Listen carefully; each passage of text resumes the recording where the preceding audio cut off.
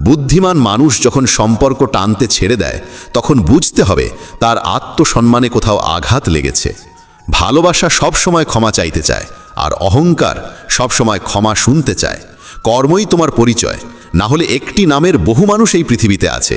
ভালো কাজ করলেও মানুষ শুধু তোমার খারাপ দিকটাই মনে রাখবে। তাই কে কি বলছে তা নিয়ে কখনো মাথা ঘামিও না।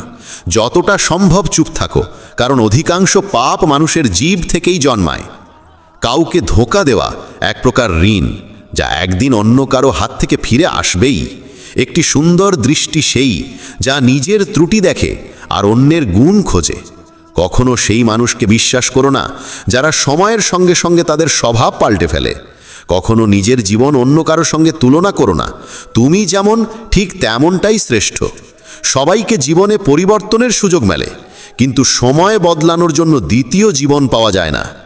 যা হবার তা হবেই, আর যা হবার নয় তা কিছুতেই হবে না।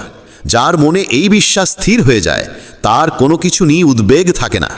ভালো উদ্দেশ্য নিয়ে করা কাজ কখনো বৃথা যায় না, তার ফল একদিন না একদিন ঠিকই আসে। জীবনের সবচেয়ে বড় ভুল হলো সেই ভুল যা থেকে কিছু শেখা যায় না।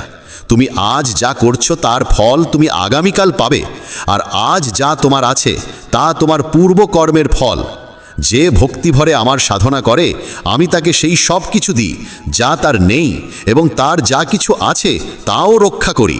কার সঙ্গে কখন এবং কতটুকু কথা বলতে হবে যদি তুমি এটা শিখে ফেলো, তবে বুঝে নিও তুমি জীবনকে অর্থপূর্ণ করে তুলেছ। কৃষ্ণ বলেন, জীবনে যদি সুযোগ পাও তবে কারু স্বার্থে সারথি হও, স্বার্থপর নয়।